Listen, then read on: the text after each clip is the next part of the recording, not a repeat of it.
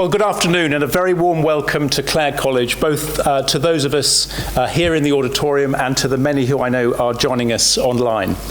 And as an especially warm welcome to the 2024 Clare Distinguished Lecture in Economics and Public Policy, an event established and supported by the Smithers & Co charity. And we're delighted that Andrew Smithers and Vanessa Brown are able to join us in person this afternoon. Our speaker this year is Paul Johnson, Director of the Institute for Fiscal Studies, the UK's leading independent economics research institute. A distinguished economist and public servant, Paul Johnson first started work at the IFS in 1988, returning later as a research fellow and being appointed director in 2011. He has also worked for the Cabinet Office, the Financial Services Authority, the Department for Education and Skills, HM Treasury, and the Economic and Social Research Council. In addition to being director of the IFS, he is a visiting professor in economics at University College London and a regular expert commentator on the economy and economic policy. In 2018, Paul was elected a Fellow of the Academy of Social Sciences and awarded a CBE for services to the social sciences and economics. And our discussant today is Tim Gardam, Chief Executive of the Nuffield Foundation, a charitable trust established in 1943 to improve social well-being by supporting research and innovation in education and social policy and building research capacity in science and social science. A graduate of our neighbouring college, Gonville and Keys, Tim Gardam had a distinguished career in broadcasting, first at the BBC and then at Channel 4.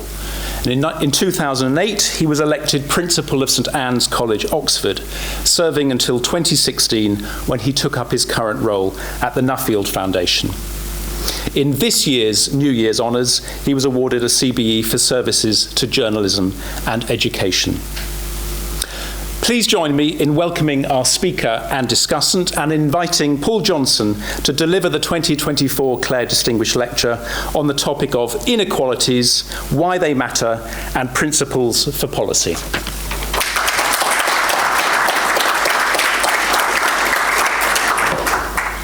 Well, thank you ever so much for that introduction. Thank you, everyone, for coming, and anyone who's watching online. I'm going to talk about inequalities, as the title suggests. I'm slightly nervous about doing this with Tim as my discussant. The Nuffield Foundation funded all of the work on which this is based, and they're also a generally important funder, so I'm well incentivized to do a good job here.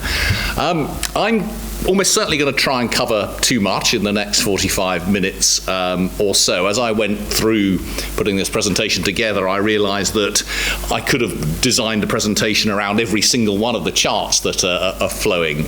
So I'll run through them at a reasonable pace. This is part of this comes from the IFS Deaton Review of Inequalities. This is a big project funded by the Nuffield Foundation, chaired by Angus Deaton, the Nobel laureate in economics. And over the last 3 or 4 years, we've published, I think, 97 papers covering everything from the history and philosophy and politics of inequality, through to gender and race, through to the tax system, the welfare system, education, and much more besides. And we are currently in the process, and this has actually been a very helpful part of that process, of trying to bring that together into something vaguely short and coherent.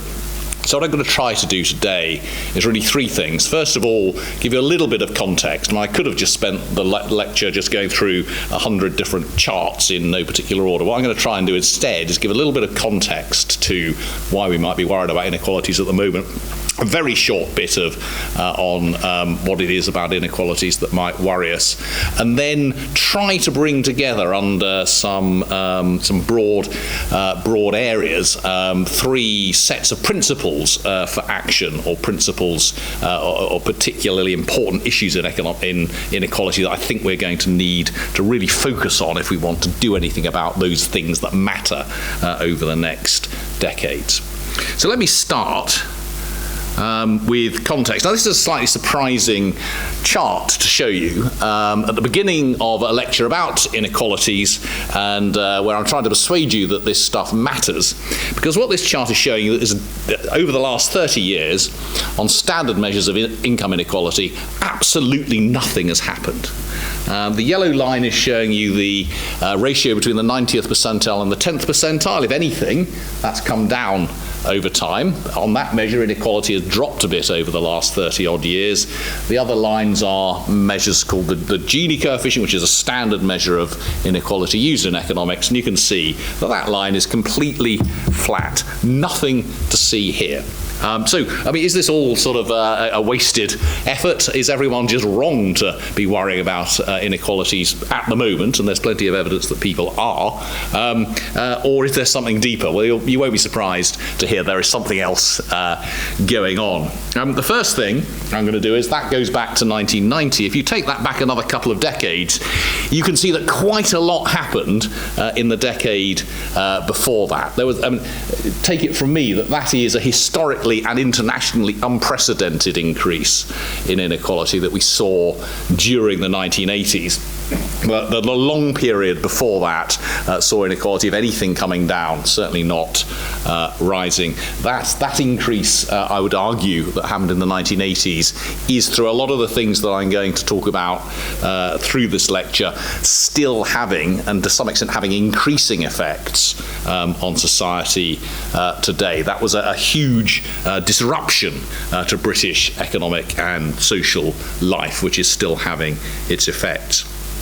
The second thing I want to show, which is the last thing I think for a while I'm going to show on income, so this is looking at the 90-10 ratio, the sort of inequality across the population as a whole, something that people often focused on. That's not what I was expecting to see. Sorry, anyway, there we are, that's what I was expecting to see. Why did that go down too? Anyway, let me say something about the thing that people are very often focused on, which is what's happening right at the top of the distribution, and that's what this chart is showing. You see, this is going back a lot further. This is, broadly speaking, numbers put together from tax records, and the top line is showing the share of total income before tax held by the top 1%. By the top 1% of adults. The bottom line is the share held by the top 0.1%. Now, first thing to see is that you see sort of the first 3/4 of the 20th century we're seeing those shares falling. Then they didn't just rise during the 1980s. Those shares kept on rising until about 2010. Now, one thing that is absolutely clear is that on any measure of income inequality, it has dropped since 2010, whether you're looking at the top 1% or these other measures. But you can see that increase was going on for a lot longer than it was for the other measures of inequality.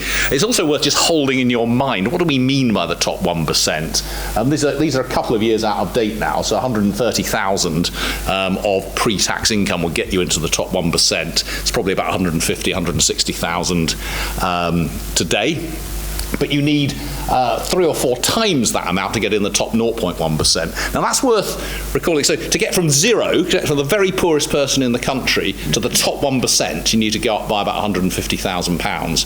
You then need to go up by another £400,000 to go up 0.9% of the distribution. So that gives you some sense of just how extraordinarily unequal that top bit is, and how extraordinarily rich that top 0.1% in particular is. Now I could spend a lot of time talking about how tax affects these people, what's driven it, and so on, but I'm just leaving you with that thought in your mind, which I think is really quite important in understanding inequality and a lot of the debate about inequality.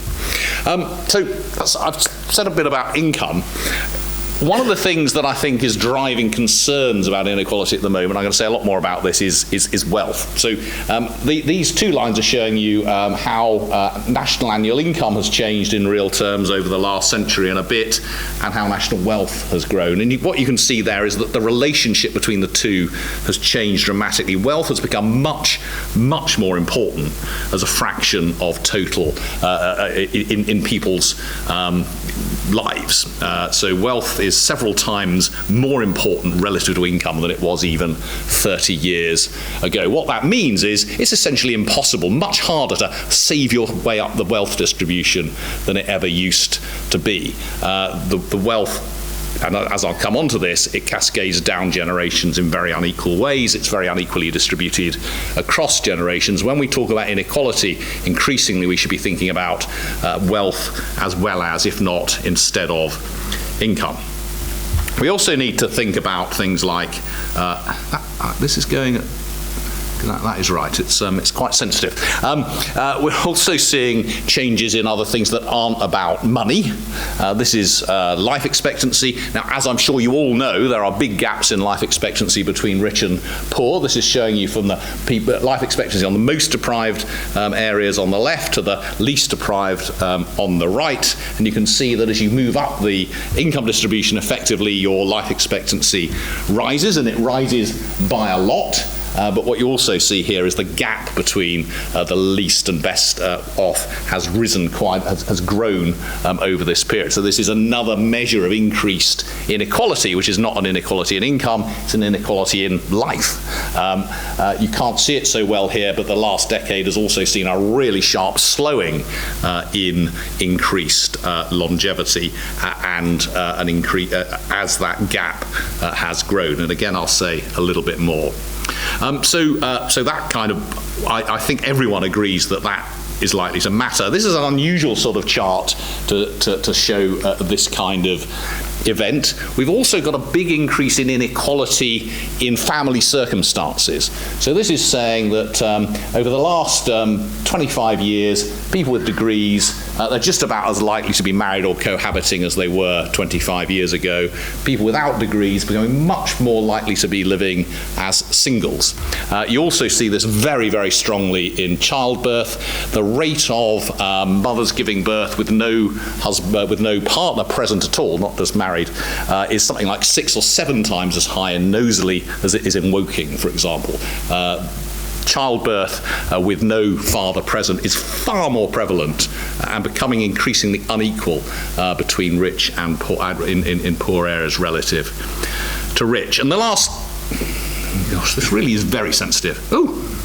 And the last thing I want to illustrate is just another kind of inequality, which is in politics, political inequality. What this is essentially showing is that over time, the relationship between the relationship between income and your likelihood of voting at all has got much, much stronger. So there wasn't much correlation 50 years ago. There's now a very strong correlation, and you see the same thing when you look at if you do the same correlation by education, wealth, or age. This is from work by Ben Ansell and Jane Gingrich.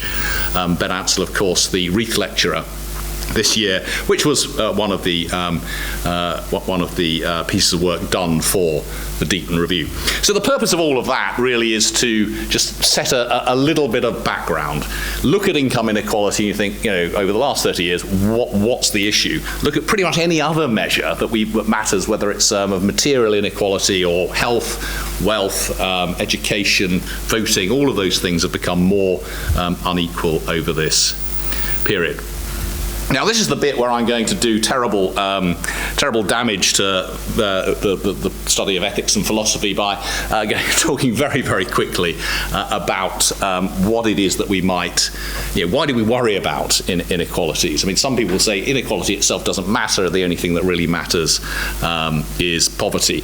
And again, if you're interested, there's some fantastic papers on our website by Deborah Satz and Stuart White, among others, top philosophers. Looking at this. I'm going to do this, as I say, very quickly, but I think it's just worth thinking about what is it about inequality that matters. There may well be people in this room who are professional philosophers who will be appalled by what I'm about to say. But anyway, and just to illustrate, there are lots of inequalities that we don't care about. I mean, the fact that some people are taller than others, some people are, it's great that we have people who are engineers and artists and athletes and so on. We can't and we don't want to make everyone equal in those senses.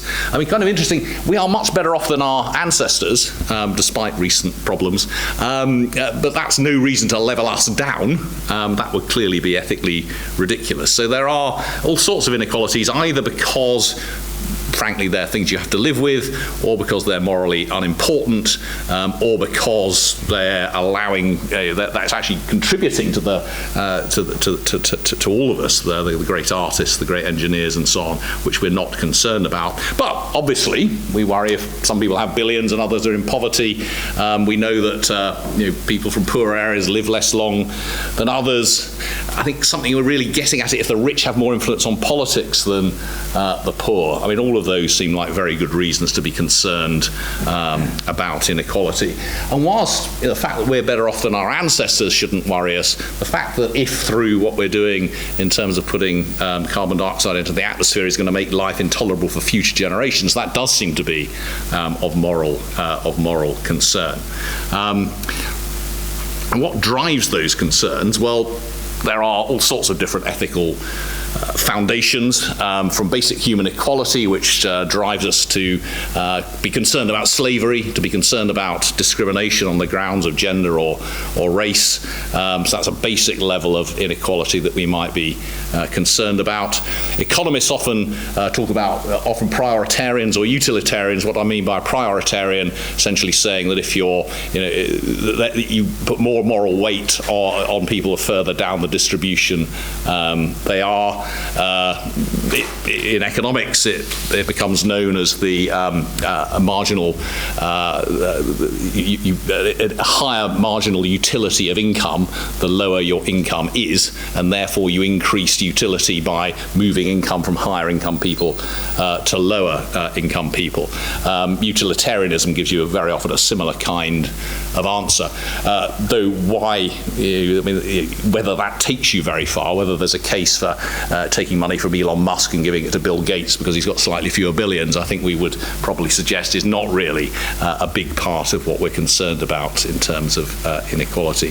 What I think more recent philosophers are particularly focused on is this thing called relational inequality. In other words, if the inequalities in the country or in the area that you're concerned about mean that we don't have effective respect for one another across society and don't feel respected because of the level of inequality, then that creates real problems. And I'll talk about that in terms of spatial inequalities that we see, and educational inequalities, where I think there's plenty of evidence that that's one of the problems, one of the inequalities that's driving some of the issues in politics and society. And certainly what's driving some of the increase is in populist politics in this country and elsewhere. And then there are a whole series of, obviously it matters what drives inequality. I'm going to talk a bit more about market power and market failures, but where there's an imbalance in power between firms, it's great that Google and Amazon and so on exist because they've given us great things, but they are now incredibly powerful and arguably making use of their market power. As in the Gilded Age, the monopolies used to make use of their power. There's also an issue about balance of power between workers and firms. I think we're all agreed that equality of opportunity matters, that if two people start from the same place and end up in different places, that's a rather different moral issue to if they start from very different places and it's very hard for one to do well relative to the other. What's really important in all of this, it's worth saying, is that we also did some work on people's attitudes to inequality. And you should be clear that everything I say is disputable in the sense that about a third of the British population essentially think that inequality is the responsibility of individuals. It's really up to how hard you worked and what your skills are. That's what determines where you are, and therefore the inequality we have is perfectly fine. And about a third of the British population think it's essentially down down to structural issues in society, and it's not people's own efforts that get them there, and therefore inequality is of serious political and moral concern. And I'm saying that because it's terribly easy for us to get into groupthink about this really matters and we should do something about it, and it's obvious and we'll take people with us. Actually, that's not how a large fraction of people think. Or you might take the other view. These are very deeply held, very different views about inequality across society. And what's very striking is you're much more likely to think it's people's own responsibility if you're actually poor or poorly educated or come from a less well-off background. It's the highly educated who tend to think that it's society that's driving this, which is very fascinating.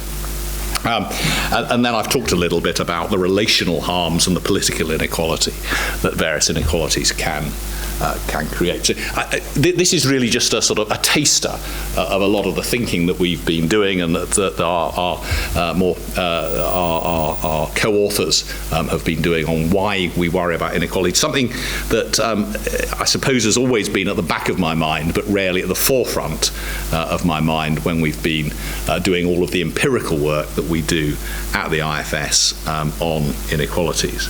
But let me, and the last point here by way of introduction, of course, is whatever you think is appropriate, there are very often costs of reducing inequalities. There's nearly always a trade-off here, and different people will take different views about those trade-offs.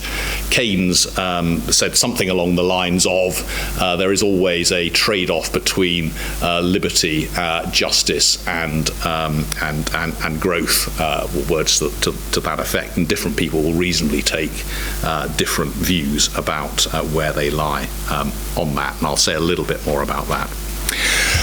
The main part of what I want to talk about tonight, though, is an effort really to bring together what we think are some of the most important facts and principles which should guide policy over the coming years. And I'm dividing this into three areas. One is some fundamental facts that are often just ignored in the discussion, and I'll tell you something about what I mean by that, which really, I think the misunderstanding of these often drives a lot of the debate and indeed a lot of policy.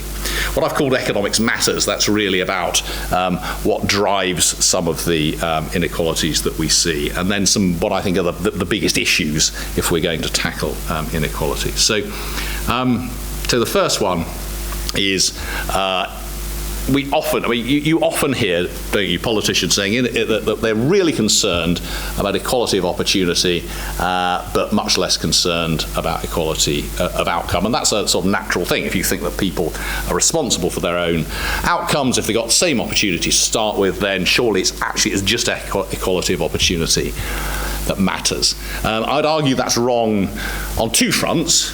First, you could start with complete equality of opportunity and still end up with morally problematic inequalities. If you start with equality of opportunity and one person becomes the dictator, that doesn't make the world a fine place. But secondly, you simply can't get rid of the two. If you have high levels of inequality of outcome, you just will have high levels of inequality of opportunity. And even if you start with complete equality of opportunity in the first generation, in the second generation you're going to have inequality of outcome and therefore inequality of opportunity. And just to illustrate this relationship, it's called the Great Gatsby curve in economics. What you've got there along the x-axis is a measure of inequality, the Gini coefficient, as I showed you earlier. Further along there, the more unequal the country. Up the y-axis, you've got intergenerational mobility or immobility in this case, and you can see that the more unequal the country is, the less income mobility there is between generations, which isn't surprising. You got further, if the rungs on the ladder are further apart, it's harder to move up the ladder. You've got, as you'd expect, you've got the Scandinavian countries in the bottom left, you've got Japan, you've got some other European countries a bit further up, you've got the United States, quite a long way up, and then you've got the South American countries, which are extremely unequal towards the top. Actually, you'll see that the UK on this measure, we are less socially mobile than we should be, given the relatively high level of inequality we have in this country. So higher income inequality is just very closely associated and clearly associated with lower mobility. And I just want to say a few words about some of the things that drive that. And you may have noticed in the earlier slide where I said that you can't distinguish between opportunity and outcome, that part of this is also about what is the role of education. And again, you'll often hear people say that if you could sort out education, that will provide equality of opportunity and everything will be much better. And of course, education is extraordinarily important, but one of the really tough things here is that it's not as important as the starting point that people come from. So this is showing you, I think it's age 2 or age 3, decile of income distribution at the bottom, so from the poorest to the richest, and where children at age 3 are on average in the cognitive development distributions. This is before they've gone to school, and you can see that if you're poor, you're likely to be only a third of the way up the distribution, and if you're rich, you're likely to be 2/3 of the way up the distribution on average. So what goes on within the family, within the household, well before you get into education, is actually, and I don't want to be too deterministic about this, but is incredibly important in determining what happens and what pops out at the end of the educational system. There's a fantastic chapter on this on the IFS website by my colleagues Christine Farquharson and others, which again, I could have spent the entire lecture developing this theme, but it's clearly incredibly important, and again, that's why it makes it very difficult politically to deal with. We have published some stuff recently showing how very important Sure Start has been, actually was in dampening some of those inequalities and seeing that impact all the way through to 16. And just to illustrate how important these things are as they go through the system, what this is showing you is at age 11, if you're below the expected level at age 11, that's essentially saying you've got basically no chance of getting good GCSEs. If you're above the expected level, you're pretty much guaranteed it. Now, the reason for putting this up is it's one of, I think, the most damning charts in sort of social science in some ways, which is the only measure of success we have at age 16 is getting good GCSEs. The quarter or so of kids who start below the expected level have got zero probability, effectively, of getting that, and yet it's the only measure of success that we have. And they may not be academically able, but they're not stupid. They know that they're set for failure, and they are set for failure, and we've got no alternative to that. And they're the same ones, almost overwhelmingly, who you saw on the left-hand side of the previous chart, those who start from a very poor background. Now, I'm going to say a bit more about return to education and why this is important. This is what you know. People with degrees earn more than people with lower levels of education overall. I think it's very striking about this. So you look at those lower lines, the lower levels of education, your wage basically doesn't rise after your mid-20s. You just don't get a return to experience in the way that higher educated people do. This is a real problem in the labour market, which I will come on to. But I've got a series of buts here about the role of education. First of all, as I said, what happens in the home is just incredibly important. Secondly, I'm not saying much about the difference in male and female wages and so on in this lecture. Again, we've got fantastic papers on the website. But what I will say is, girls perform now far better in our education system than boys. I mean, the differences are quite staggering. And yet women still earn a lot less than men. Actually, the only progress that women have made in terms of closing the earnings gap over the last 25 years is down to the fact that the women coming into the labour market are more educated than men. Within education groups, we have made zero progress in 25 years, which I think is a fact which is often ignored because it's kind of covered up by the fact that women entering the labour market are now far better educated on average than men. Another thing I'm not going to talk much about in this lecture is ethnic gaps between ethnic minorities. Now, we are, I think, unique, or almost unique, in that ethnic minority children in our schools do better on average than the white majority. But what's important, it's also true, there's much bigger differences between ethnic minority groups than there are between ethnic minorities as a whole and whites as a whole. They're very, very different. But despite the fact they outperform whites in education, that is nowhere near fully reflected in the labour market. I think one of the most depressing findings from a lot of the work that we've done is the last one. You'd think that students from poorer backgrounds who go to the same university and do the same course and get the same degree as those from richer backgrounds would in some sense be better, in the sense they had to overcome more to get there. They earn way less in the labour market than their more privileged colleagues. And there's all sorts of reasons for that, which again I could have done an entire lecture about. So I hope there's lots of things to discuss further here. But the key point of all this is that outcomes matter. You can't get social mobility with a level we might want, with the level of inequality that we have. And this is about much more than educational qualifications and attainment. Second thing, which I think particularly, through my working life has been forgotten at particular moments, is that we know how to redistribute income. It clearly, we can increase benefits. We have over different periods increased benefits. I mean, there are costs and benefits to that, and again, we could spend a long time talking about that. What's been very striking to me as we've done this work is it's really reminded me that that's not enough. You can redistribute to people, and actually that doesn't do the trick in terms of what I was referring to at the beginning in terms of relational inequalities. Let me just sort of illustrate this in two ways. So I think it's a fascinating work that colleagues of mine have done. So this is showing you what's happened to earnings at different points in the earnings distribution over two periods, from 1994 to 2011, 2011 to 2019. So what the left-hand chart is showing you is that over that period, from 1994 and 2011, the labour market was very disequalising. So people towards the bottom saw very little in the way of earnings growth, people towards the top saw very big earnings growth. And the period since 2011, you can see a very equalising labour market. You can see much higher wage growth at the bottom than to the top, or at least until you get right to the top. Some of that driven by the introduction of the national living wage. So that's before you worry about taxes and benefits. What's remarkable is once you look at the changes in taxes and benefits, you get two lines which are much more like each other. Those lines are the red lines are pretty flat.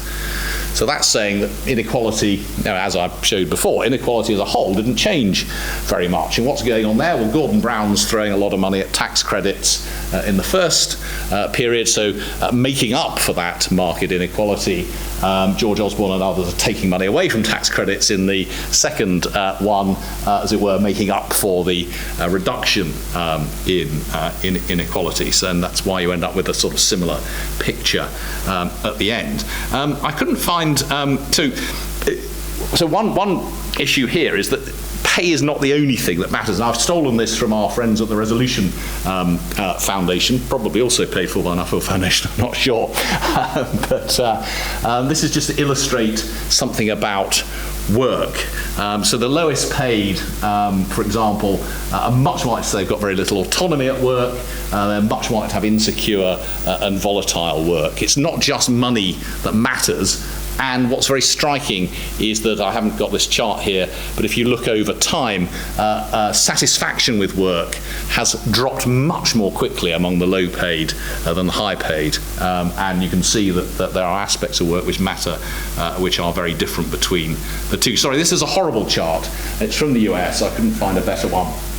But what this is essentially saying is the top group is saying that they want redistribution, higher taxes and higher benefits. And what that's saying is basically graduates want higher taxes and higher benefits. And what the bottom lines are saying is that less well-educated people want what you might think of as pre-distribution, whether that be minimum wages or more powerful unions, or indeed protectionism in more recent years.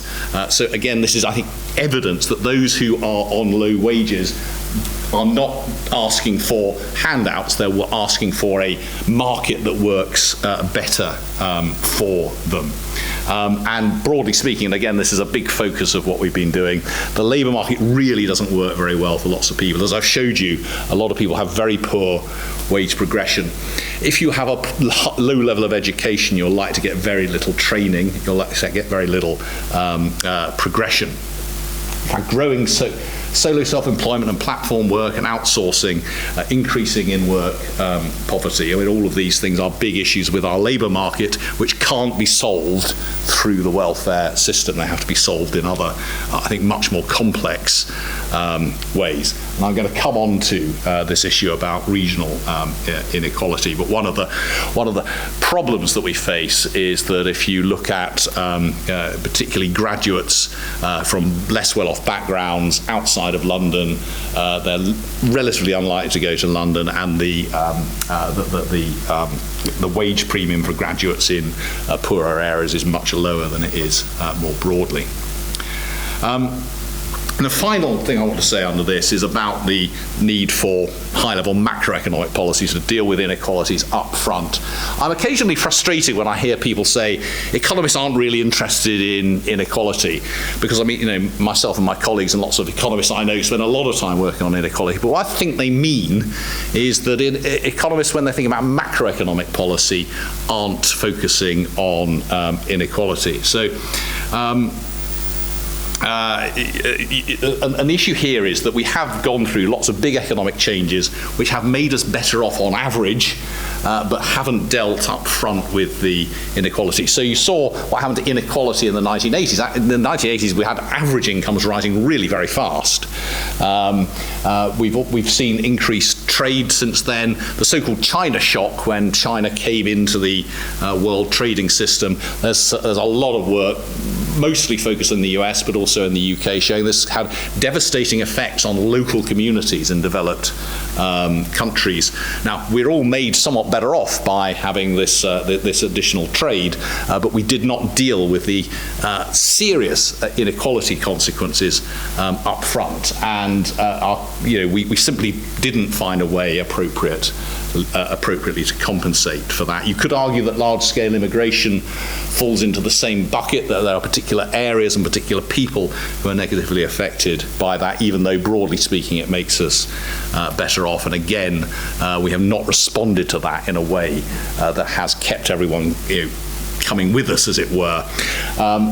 I think there are lots of challenges coming up. You might think that technological change is among them, and we don't know yet. There's a big challenge, for example, in getting to net zero. Now, the upside of that is that the labour market effects of that are probably going to be much less concentrated than, for example, the labour market effects we saw during the 1980s. But a lot of what we need to do will be much more expensive for poorer households than richer. I mean, a lot of people in this room can probably afford heat pumps and electric cars and so on, but mandating that for a large number of people is going to be very unpopular. And we've seen some kickback against that sort of thing with the ULEZ zone in London and so on. We need to bring people with us, and we need to make that a central part of policy on climate change. You can't, and we haven't, mop up, simply decide we're going to mop up afterwards. Quickly, what do I mean by the economics matters? Well, some inequalities are signals, I argue, of deeper market problems. Now, again, we did another big piece of work on inequalities between firms. And so this is just showing you something I think quite extraordinary, which is what's happened to productivity across different firms over the last 25 years or so. See, the most productive firms have got more productive.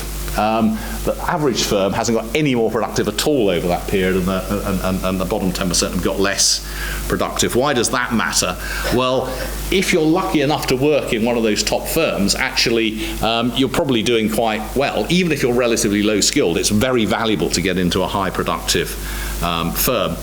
You also, of course, risk, as I said at the beginning, in terms of Google and so on, getting big levels of market power. And in the UK particularly, we have a big issue with our industrial structure.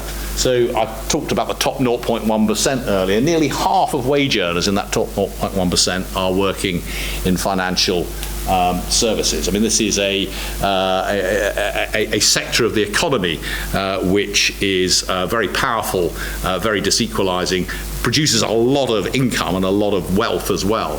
And we need to think very carefully about how we might want to deal with that. Again, I could speak for a long time about what's happening with firms. And I think to some extent this is a bigger issue in the US than it is in the UK, where you see the lobbying power of big firms. Like Angus Deaton, who is Scottish but based in the US, has extraordinary stories about the power of lobbying in the US. The second, probably even deeper issue is about growth, or the lack of it. So one of the things that I showed you right at the beginning is inequality grew enormously in the 1980s, hasn't grown much recently, and I think it's pretty clear that one of the reasons we're concerned about inequality now is that none of us have been getting better off, and if no one's getting better off, we're going to be worrying more about inequality. So just one way of illustrating how we're not getting better off. This is a very standard measure of income per head. It was going up at 2.5% a year for decades, up till 2007, and it's been barely growing by 0.5% a year since then.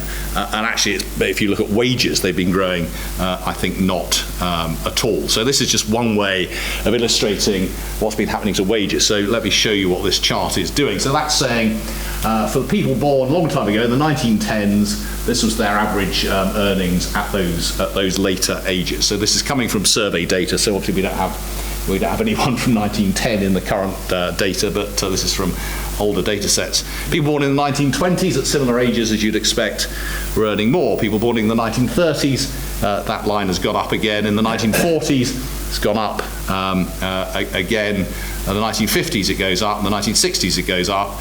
1970s, by the time people are in their early 30s, they're actually earning less than people born in the 1960s. And look what's happened to people born in the 1980s. They're looking, and they're actually way below where the previous generation was, and down where similar people 20 years ago previously were earning. This is saying the more recent generations, reflecting what I showed you before, they're just seeing no generation on generation progress in their earnings, and that is pretty clear. If you're as a parent who see your kids on average doing no better than you are, and you can trace these things through it, a large fraction of young people in their 20s and 30s are earning less in real terms than their parents were at the same age. That's not something that makes human beings happy.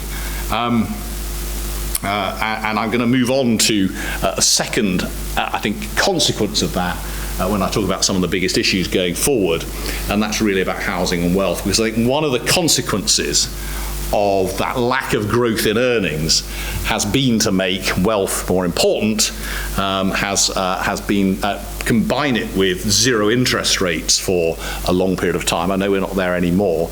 Has made asset ownership more important, and it's increased intergenerational inequality. So the generations that did well from the increased earnings have also done well from increased asset prices. Those who have done badly with no increase in earnings have also done badly because as asset prices are high. Again, lots and lots of ways of illustrating this. This is my sort of favourite way in many ways. This is looking at home ownership, and what this is showing you here is that in 1997, among people in their late 20s and early 30s, about 60% owned their own home, and today that's now about a third, so a big drop overall. But I think what's really striking is that middle group. So if you're middle income, middle earners, back in the 1990s, 2/3 of them were homeowners, and today it's 1/3. And again, I think this has deep political consequences. Because back in the 1990s, if you were in the middle bit of the income distribution, you probably felt like someone in the top, because the home ownership gap is not very big. Today, you probably feel like someone at the bottom, because you're all renters, and they're basically all private renters now, and you're much less likely to be an owner-occupier. That is, again, we can spend a long time talking about housing. This entire lecture could easily have been about the economics of housing. And why does wealth inequality matter so much? Because it's so important in shaping society. Children's wealth and parental wealth are even more closely related than their earnings. And inheritances, and again we've got lots of papers showing this, are having a growing and big negative effect on social mobility. Inheritance, we don't know this for sure, inheritance is probably now more important in determining your lifetime income than it has been at any time for about 100 years. Again, like the other charts I've shown, this was becoming less and less important through most of the 20th century and is now becoming more important. So not only do you inherit the wealth, but you also do better in education. You earn more, you save more because your parents help you get on the housing ladder sooner. So all of these things are driving this wedge, as it were, between people with wealth and without, with wealthy parents and without. When I speak to younger people, I often say that the most important choice they make is which parents they have, which sadly is true, but if only one could. And obviously there are also very big differences by region and ethnic group. I mean, whilst ethnic minority groups are doing pretty well in education and they're catching up a bit in the labour market because they don't, on the whole, tend to have parental or generational wealth, then they're still a long, long way behind when it comes to wealth holdings. Next one is probably not surprising. Spatial inequalities, I think, pose some really big challenges. One of the things worth saying on those spatial inequalities is that it's one thing that people seem to be quite agreed on. So again, this is work done for the review by Bobby Duffy and others at King's College, London, that is, not Cambridge. Showing that what showing at the top is what are people most concerned about in terms of different kinds of inequalities. It appears to be this regional, this spatial inequality. What's very striking, almost no difference between Labour and Conservative voters on that. So that again, we could spend a lot of time talking about spatial inequalities. They are bigger in the UK than in most other countries, not in the sense that places like Blackpool and South Wales and so on are doing really badly. Most countries have their Blackpools and their South Wales.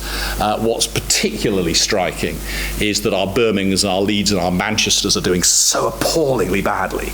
Now, people in Manchester don't like it when I say that, but it's true. I mean, Manchester is so poor relative to similar-sized cities in continental Europe or in the US, and in terms of its distance from London. And of course, these spatial. Why are people so concerned about these spatial inequalities? Well, you can see it again in the political rhetoric. People feel, quotes, left behind, disrespected, not part of the political decision-making classes, and so on. And I just want to say something again based on work by my colleagues about how this pans out in geographic mobility and so on. So what is this showing? This is showing to what fraction of people in these different areas who come from these areas graduate. So not many people from Grimsby become graduates, less than 20%. But how many people are still in Grimsby? It's more like 12% by age 27. So those areas that don't produce many graduates also lose them. So they end up with even fewer. So that, as it were, the most, the highest educated, highest skilled young people from poorer areas then leave. And who are the ones that leave? They are the ones from not just the best educated, but the ones from the higher social classes. So if you are, if you're relatively poor in Grimsby and you go to university, chances are you'll stay in Grimsby afterwards and get a non-graduate job and not earn very much. If you're sort of from the top social echelon in Grimsby, chances are you'll move out and earn more.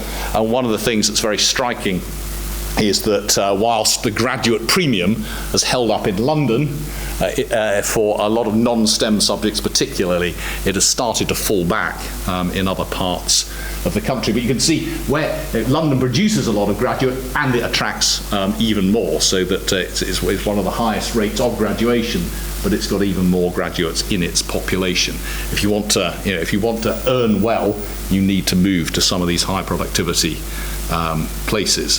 Very hard to do in all sorts of reasons. Again, I could have done the entire lecture on that. We've done huge amounts of work on this at the IFS with some fantastic data that allows us to follow people through. I'm almost there, you'll be pleased to hear. Penultimate point is about health. I showed you the initial chart showing that health inequalities have grown. Lots of people, and Michael Marmot is the obvious one, have done work on health inequalities. And having done this work, I understand more about why their reports tend to come across as incredibly radical, because if you look at a lot of Michael Marmot's reports, his conclusion essentially is you need to change pretty much everything in order to reduce health inequalities. And I think in a sense he's right. This is where there are obviously trade-offs, but health inequalities are clearly the end result of all the other inequalities that we see. I mean, and just a couple of illustrations of that. So, working with Angus Deaton, who some of you may know has done this extraordinary work on what he calls deaths of despair in the US. That's deaths from alcohol, drug overdose, and suicide, which has shown huge increases in the US. Now, it's worth being clear that what's happening in the UK is nothing like as bad, but you can see that these deaths of despair have been on an upward trend in the UK for the last 20 years. I mean, this looks much worse if you look at Scotland, which just looks absolutely terrible. But you can see this is for people in middle age, young middle age. The rates of death overall have actually slightly climbed recently. And again, I've got lots of maps which show you that this is very, very closely linked to the poorest areas, those that have suffered from deindustrialization over the last 20 or 30 years. And the last thing I want to show you on health is this, I think, remarkable chart, again put together as part of the Deaton review. What is this showing you? This is showing you rates of disability by age and education group. So the bottom line is for graduates, and the top line is for those with no educational qualifications. So all this is just showing you is that the lower your education status, the more likely you are to have a disability. And broadly speaking, within education groups, disability rates rise with age. But look at how high those disability rates are for the least well-educated at young ages. Essentially, you're better off being a 65-year-old graduate in terms of your health than you are being a 35-year-old person without qualifications. You see this in the current debate about disability benefits. You see exactly the same lines. A 60-year-old with high education is less likely to be on disability benefits than a 30-year-old with low levels of education. This used to be, disability, poor health used to be an age thing. It is now an education thing. It is now something which is associated so closely with not being successful in the labour market. And the last thing, and it really is the last thing I want to talk about, is going back to that first set of issues I was talking about in terms of politics and relational inequalities. We have become more unequal in our political participation. We've clearly seen an increase across the Western world in what you might think of as populism. What this chart is showing, simply just to illustrate the point about these inequalities, is the relationship between voting for Brexit, or I think in this case, voting for Remain, and education. So 2/3 or more of graduates voted Remain, 1/3 or less of people with low levels of education did. I think that's just one illustration of, I think, the dangerous polarization that we're having in society by education. And to conclude and to sort of throw a challenge to this audience, the polarization between the university elite, as it's sometimes called, and a large chunk of the population is, I think, reflected in some of the votes for more extreme elements of the left and of the right and of the left in the UK and elsewhere. I'm going to stop there. I'm going to apologise for having gone so quickly through such a ludicrous amount of material. I think Tim is now going to engage me in a bit of a conversation, which I hope we can delve a bit deeper into some of the particular issues that I've covered. And I kind of feel I want to be asked back to do this weekly for the next sort of 2 years, because I feel, having put this together, I feel I've got so much more I'd like to say, but thank you very much for your patience.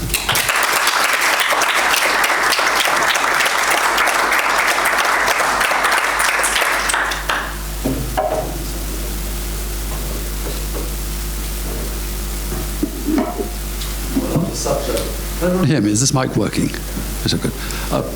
After such a blizzard of data and argument, it's quite difficult to know where to start, especially as I think my role here is I traded Paul bringing Angus Deaton to see me for Lord Nuffield's checkbook, and I'm going to start with actually an interesting lecture which I found Angus Deaton gave the other day at the IMF, where he talked about rethinking my economics. Because I'm quite interested to know, Paul, how far the experience of doing this led you to rethink your approach to economics. Angus said, like many others, I've recently found myself changing my mind, a discomforting process for someone who's been a practicing economist for over half a century. Now, you've been a practicing economist for over a quarter of a century. And he actually picked up on that Keynes quote, which you referenced just now, where he said, Keynes wrote that the problem of economics is to reconcile economic efficiency, social justice, and individual liberty. We're good at the first, and the libertarian streak in economics constantly pushes the last, but social justice can be an afterthought. And I wonder, as you went through this review, through this wealth of data, you yourself came to a similar conclusion, that actually your focus as an economist has changed more as a result of this. Up to a point, and I think it reflects what I said when I was talking about the importance of not thinking you can just mop up after economic change. So in one sense, the very first thing I ever did as a practicing economist at the IFS was work on income distribution, and some of that work is still being replicated year on year at the IFS, and lots of serious and top economists have always worked on income distribution. I think the point is that work is often separate from and treated as separable from the sort of macroeconomic frameworks when people are talking about trade and immigration and globalization and so on. And I think what this has made me think about much more is the importance of integrating how you manage those processes in a way which doesn't just leave you with a great big problem to mop up afterwards, but reduces the problem to begin with, because it is clear, it is very evident from looking at our experience in the UK over the last 30 years, that we're really not very good at mopping it up afterwards. Look at some of those left behind areas where the coal mines and the heavy industry has closed is a very obvious example. And I think as we make economic change, and I think I'm not sure how much of an economic argument this is, particularly given the paucity of evidence, but high levels of immigration have clearly been helpful in some respects, but they have left some people feeling left behind or not listened to. And I think it's easy to make the economic argument, but much harder if people aren't hearing that, because their personal experience of the inequality that's creating is so different. I think it also relates to something that came across to me from those charts, is the really complexity of the intersectional relationships that are going on. gender, disability, ethnicity, and not just the untangling, interweaving of them into the outcomes that you're seeing here. But I think what I'd like to start with is going back to education. And your point, your key slogan, education can't fix everything. I suppose the question that arises from those charts is not what can it fix and what can't it fix, but are we in a position where it's now fixing less than it did? I don't know that it's fixing less than it did. I mean, in some senses, pre-COVID, we were very gradually, and I mean very gradually, seeing reductions in the inequalities in educational outcomes. I'm very worried about what's happened post-COVID. Now, I think that is a reflection of what I've said. So this is where I think education does help fix things. Clearly, inequalities grew when kids didn't go to school. And that's clearly created, I suspect, the biggest long-term consequence of COVID is the consequence for that inequality, which is actually, I think, created by the fact that kids weren't in education. I think that there are other problems that we have which are related to education. So, my generation, I was born in the 1960s, it was perfectly possible to get into a very good, respectable job with decent pay without going to university. It's now much, much harder to do that. So the cost of not getting there is higher.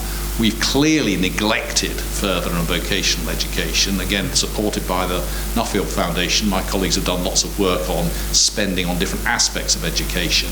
And the bit you hear least about, but the bit that's been squeezed by far the most, is further and vocational education.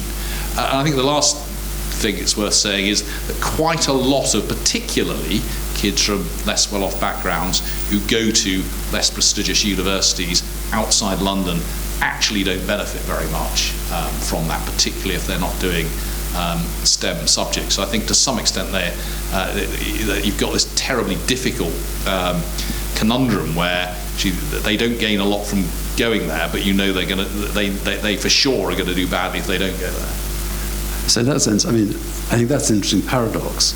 But if you go back to 1997, Tony Blair, education. If you can get 50% of the population to university, this is the pathway to emancipation.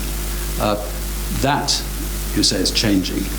And one thing you didn't mention, actually, was the issue of fees and debt. Do you think that will be an increasing factor in the diminution of education as a pathway to a better life? I'm not sure about that. I mean, the way that the student fee system works is it effectively it works very similar to a graduate tax, or at least it has done. I mean, to be honest, the most recent changes, which look like small tweaks to the system, have moved us from a graduate tax to something that looks much more like a loan. So the system we had pre-last year was very progressive. The system we've got now is essentially proportional. So most students will now pay back most on current policy most of what they've borrowed.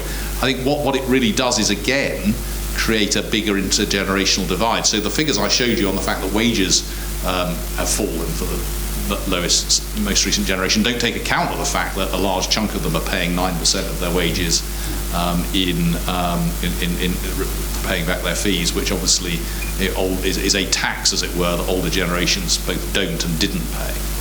And that relates, I think, you had that very interesting chart which related universities to geography. People moving away if they go to university and not moving back and leaving great parts of the country further debilitated. If we move on to geography, what I wasn't quite clear from what you were saying is it the case that geographical inequalities have significantly increased, or is it just that we've come to recognise them more clearly? I don't. Again, if you look at sort of incomes in different places, they haven't become significantly more unequal over time. It's worth saying that it's worth just being clear what we mean about geographical inequalities. Inequalities in when I was saying that Manchester is very poor, much poorer than it ought to be relative to London, what I'm talking there is about productivity in particular. Actually, if you look at median incomes after housing costs, Londoners aren't very rich at all. But where are all the rich people? They're all in London and the southeast, and where are a lot of the facilities and so on that people enjoy there much more in London than the southeast. And that's partly to do with density of population, so you can afford a much better public transport system. But it's partly to do with that fact that you've got this huge proportion of graduates in particular areas. But you can see very clearly there you've got a real problem of equilibrium. Where do firms want to be, where the graduates are, where do graduates want to be, where the firms are. And unless you do everything at once, the education, the infrastructure, the firms, the people, it's really hard to break out of that equilibrium. So, clearly relating geographical inequalities to labour markets, the one area you didn't mention, which may be worth exploring, is one of the huge drivers, it seems to me, in the past 20 years, has been technological change, digital technologies, the effect on all our lives and on what we think of as the way we work. How far, in terms of skills and the skills base, do you think that transformation is exacerbating geographical inequalities? You showed hundreds of charts. There's one you didn't show, which I've seen before, I think, which shows how skills expertise is increasingly focused and consolidated in London and the South East. And I wonder how far that's a result of the huge shift in what work is because of digital transformation. Well, it's clearly related. I mean, in the sense that a lot of the traditional industries, which were not very high tech, have closed down, and the jobs in some of those areas have been replaced by sort of warehouse, call centre type jobs, which are relatively low paid, and also don't have some of the positive aspects of those traditional jobs that provided community. Now, is that down to technological change? It's partly down to trade and how that's changed. We are a service economy like most other Western European economies. Clearly, there are big returns to some of those more technical skills. One of the things that is clear is that the returns to a STEM degree have held up outside of London in the way that returns to other degrees haven't, and that is related, I think, to technology. And the other thing, of course, you see is that there's been an increase.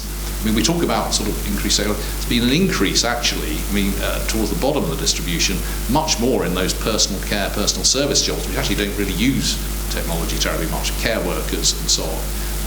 Big increases in numbers there, as well as increases at the top of the distribution, where you really do sort of get use from. You become more productive because you're working with those technologies. Okay. I'll move on because I must come to the audience in a second. The final big points we're making about housing and wealth and the relationship between the two. Essentially, are you saying it's because politicians and policymakers won't grasp the nettle, but actually an aggressive approach to inheritance tax, to reforming of council tax could make an enormous difference quite fast, or is it more structural than that? I think it's more structural than that. So you certainly need to change the tax. I mean, I do lots of work on tax, and if there's one bit of the tax system that makes me angrier than all the others, it's the taxation of housing, which is really catastrophically bad. And we should certainly not have this ludicrous regressive out-of-date council tax system. A 3-bed semi in Blackpool pays the same council tax as Buckingham Palace. I mean, it's completely mad. And that would help a bit, and frankly getting rid of stamp duty would help a bit, and closing some of the loopholes in inheritance tax would help a bit, but I think they'd only help a bit. I don't think they'd be game changing. I mean, obviously the biggest issue is we need to build a lot more houses, because part of this is a supply issue, but part of it is really hard now, because we have, once you've got to an equilibrium, as it were, where You've got a group of people who are much wealthier than another group, and you've got a generation who are wealthier. It's really hard to move away from that, because that wealth, one way or another, will move down to the next generation. There is no country in the world which has had a really effective inheritance or wealth tax. We know that the inheritance tax at the moment, the average inheritance tax rate on a £2 million estate is double what it is on a £10 million estate, and probably hundreds of times more than it is on a £10 billion estate. Now, you can do something about that, but this is where it gets out of the territory of economists. You talk to lawyers who work with this, and they sort of, they're not very cheerful about the probabilities of really making a big difference there. So I think you do need to make fundamental changes here, and I think there are definitely changes we should make to the tax system, but I think it's much more fundamental than the tax system. And one final point, which was core to what you're talking about, what the key years in those graphs are essentially 2008 and 9, what happens afterwards, and the stalling of the economy, the stalling of productivity, the stalling of growth. Do you think that we didn't care as a society about inequalities, despite that huge shift in the 1980s in income inequality, so long as the economy as a whole was growing? There was a sense of progress broadly across society, that things, albeit a lower gradient, were getting better. And it is that moment when for everyone there was a greater sense of insecurity, there was a greater sense of nothing working anymore, that has led to this focus on inequality as a huge issue for our time. I mean, clearly there was, there always has been a significant group of people who are worried about inequality, and it will be, I think, the new Labour government worried about it to the extent that it increased benefits a lot.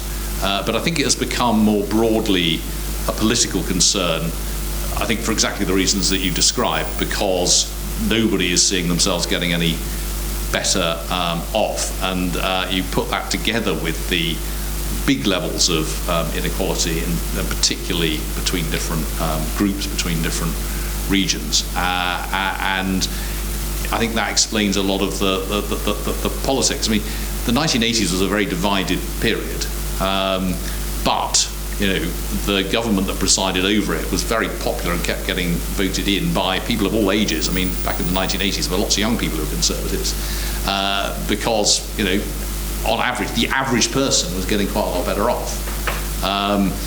Over the 2010s, the average person absolutely is not getting better off, and the younger generations, rather than in the 1980s, younger generations were, doing much better than their parents' generation. Now, doing much worse, probably, than their parents' generation. And I think that's what's really driving this kind of unhappiness, as it were. I'm sure there are many more erudite questions in the audience I've been asking. And I will now go to the audience, and please say who you are. I probably should know who you are, but I don't. So who'd like to ask one question at the back? Hello, my name is Flavio Toxta. I'm a professor of economics and a fellow here at Clare.